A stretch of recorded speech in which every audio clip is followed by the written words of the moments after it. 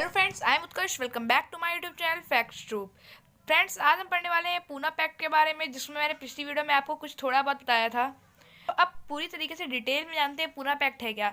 1986 में मुस्लिम लीग ने मांगी सेपरेट इलेक्टोरेट की मांग की, क्योंकि जहाँ पर मुस्लिम मेजोरिटी एरियाज थी। किससे मांग की? ब्रिटिश से मांग की, क्योंकि इंडियंस तो नहीं चाहते थे कि वो सेपरेट हों। पहले जानते हैं सेपरेट इलेक्टोरेट क्या होता है। जैसे मान लीजिए एक छोटा सा गाँव है, वहाँ पर 10 लोग रहते हैं खाली।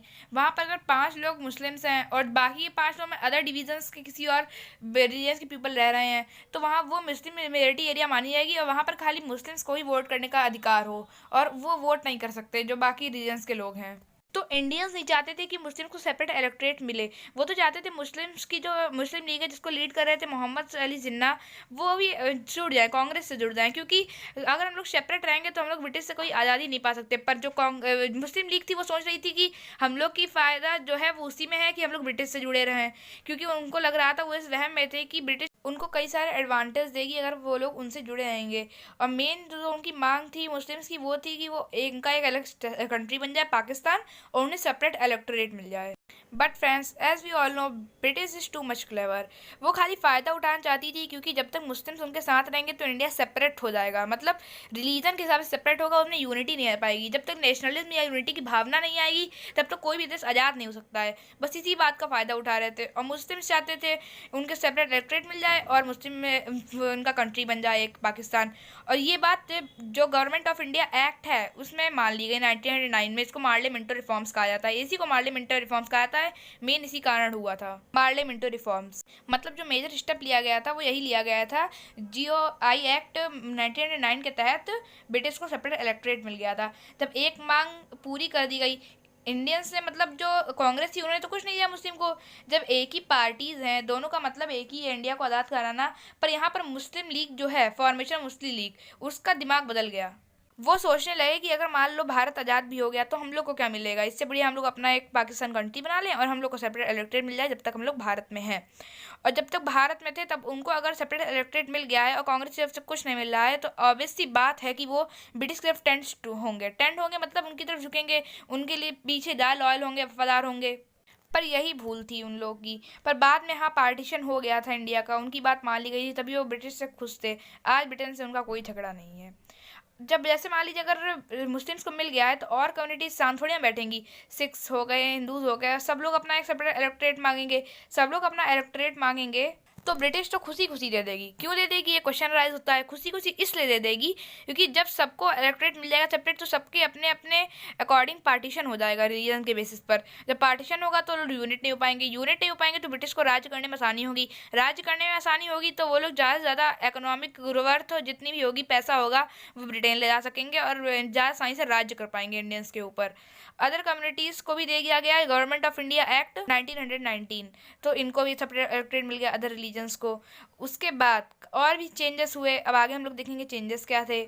GOI act of 1919 also known as Montagu कैंप्स फॉर रिफॉर्म, इसको मॉन्टेगो कैंप्स फॉर रिफॉर्म भी कहा जाता है। This is also signed after 10 years, means 1929 a commission will be come to discuss and talk the benefits of the separate electorate and also discuss that it will be the last for future or not।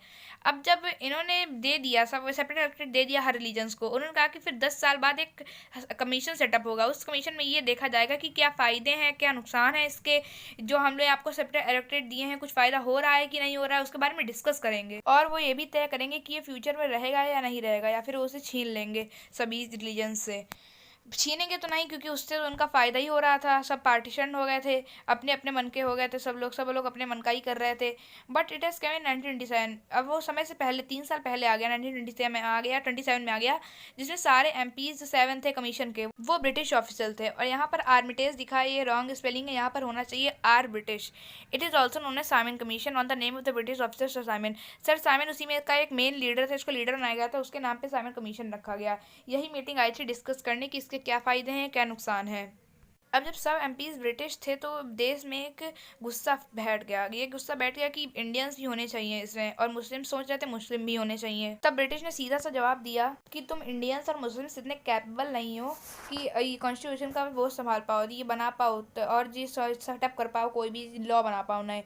तभी के लिए इस पर debate हुई कि हम Indians ही बना सकते हैं, और उन्होंने एक शर्त लगी कि हम 1 साल में बना के देंगे एक फ़ाइल और तुम भी बना के दोगे एक फ़ाइल। तो दोनों की फ़ाइल तैयार हो गई, इंडियंस की समय से पहले तैयार हो गई फ़ाइल जो कि लॉस की थी, और ब्रिटिश को देर लगी। बात पे डिस्कस करने के लिए राउंड टेबल कॉन्फ्रेंसेस हुई, वो एक अलग टॉपिक है। आज अब हम लोग पूना पैक्ट के बारे में जान रहे हैं। Then doctor B R Ambedkar asked to Simon Commission for separate elected for the Dalits. उस समय दलित्स जो थे, जो लो कास्ट पीपल थे, उन पे बहुत जुर्म ढाए जा रहे थे।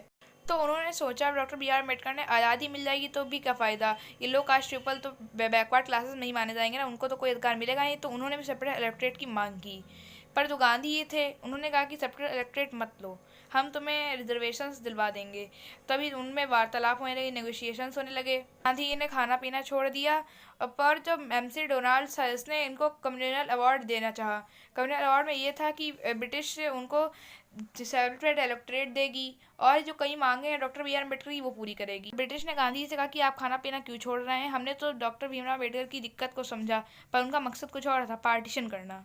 अब काहे के बेस में पार्टीशन कर रहे थे, कास्ट के बेस में पार्टीशन कर रहे थे। जो एमसी डोनाल्ड से ब्रिटिश ऑफिशियल, उसने कहा कि British government suggested that now the only way to make changes communal award is to make such agreement with the leaders of that community. सीधा जवाब उन्होंने यही दिया कि हम लोग इनके हित के लिए सब काम कर रहे हैं। अब देखते हैं कम्युनल अवार्ड में था क्या। कम्युनल अवार्ड और पूना पैक्ट में बीच में डिफरेंस हम लोग देखते हैं। उसमें था कि depressed classes candidate were also allowed to contest election from general constituencies, और जो पूना पैक्ट में भी था उसमें भी अलाउ कर दिया गया था जनरल कंस्टिट्यूंसीज में इलेक्शन के लिए। 71 seats were reserved for the depressed class in provincial assemblies, और पूना पैक्ट में 148 सीट्स थी। और जो candidates were elected based on separate electorate, और इसमें ज्वाइंट इलेक्ट्रेट था पूना पैक्ट में। अब हम लोग समझेंगे सेपरेट इलेक्ट्रेट और ज्वाइंट इलेक्ट्रेट क्या था। अभी तो हम लोगों ने देख लिया कम्युनल अवार्ड और पूना पैक्ट में डिफरेंस। हम लोग को यहाँ पर पूना पैक्ट में फ़ायदा दिख रहा है, पर सेपरेट इलेक्ट्रेट की लालच देना चाहा कम्युनल अवार्ड ने। अब देखते हैं सेपरेट कलेक्ट्रेट और ज्वाइंट इलेक्ट्रेट है क्या। जैसे सेपरेट में ये होता है, मान लीजिए ये है, यहाँ पर डिप्रेस क्लास के पीपल्स हैं इस इमेज में, उनकी पॉपुलेशन ज़्यादा है तो खाली इन्हीं को वोटिंग का राइट है, पर जो अदर रिलीजन है उनसे अब तो एक नाइंसाफ़ी हुई। अब ज्वाइंट इलेक्ट्रेट में ये था कि जो उनको तो राइट टू वोट होगा, साथ ही साथ सभी रीजन्स को राइट टू वोट होगा। अगर उनकी मेजोरिटी ज़्यादा होगी तो हाँ जा सकते हैं वो लोग, अपना इलेक्शन लड़ सकते हैं। अभी सब लोग उसे कंटेस्ट कर लेंगे। अगर किसे कंटेस्ट कर लेंगे, डिप्रेस्ड क्लास पीपल्स को, लो कास्ट पीपल को। अगर सभी लोग मान लेंगे नेता तो हो सकता है। और मान लीजिए अगर सबने मुस्लिम को मान लिया तो मुस्लिम हो जाएगा, सिख को मान लिया तो सिख लीडर हो जाएगा, और अगर किसी अदर रीजन क्रिश्चियन रीजन को मान लिया तो क्रिश्चियन लीडर हो जाएगा। अब जो उनकी वैलिडिटी थी, मतलब अनवर था, पूना पैक्ट का 10 ईयर्स का था, और जो कम्युनल अवार्ड था उसका 25 ईयर्स तक था। मतलब उसमें कोई अमेंडमेंट्स नहीं होंगे। फिर 25 ईयर्स तक पूना पैक्ट में 10 ईयर्स के बाद अमेंडमेंट अगर हो सकते हैं तो होंगे ज़रूर। और जैसे हम लोग जानते हैं उसके बाद तो अपना कॉन्स्टिट्यूशन बन ही गया था। और कॉन्स्टिट्यूशन से ये रिलेशन है क्योंकि उसमें जो डिप्रेस्ड क्लास के पीपल्स हैं उनके लिए भी लॉज हैं। और हम लोग अब देखते हैं कहाँ कहाँ पर सीट मिली थी इनको। जो प्रोविंशियल असेंबलीज थी वो मिली थी मद्रास में 30 सीट्स, बॉम्बे और सिंध में 15 सीट्स, पंजाब में 8 seats, Bihar and Orissa 18 seats, central provinces 20 seats, Assam 7 seats, Bengal 30 seats, और जो यूनाइटेड प्रोविंसेस थे उसमें 20 सीट्स। अब डॉक्टर बी आर अम्बेडकर ने इस पे साइन कर दिया पूना पैक्ट पे, इसलिए क्योंकि ये कंडीशन थी, गांधी जी अगर खाना पीना छोड़ देंगे तो उनकी डेथ हो जाएगी, और डेथ हो जाएगी तो एक रेवोल्यूशनरी नेता चला जाएगा जो कि फ्रीडम के लिए स्ट्रगल कर रहे हैं। और दूसरा ये फ़ायदा था कि उसमें पार्टीशन नहीं होगा इंडिया का, और फ्रीडम भी आसानी से मिल जाएगी, और ज़्यादा फ़ायदे भी थी पूना पैक्ट में। तो ये था पूना पैक्ट, इन सब के बारे में डिस्कस कर लिया है। Thanks for watching, don't forget to like share and subscribe and press the bell icon for the further notification and ask your queries in comment section.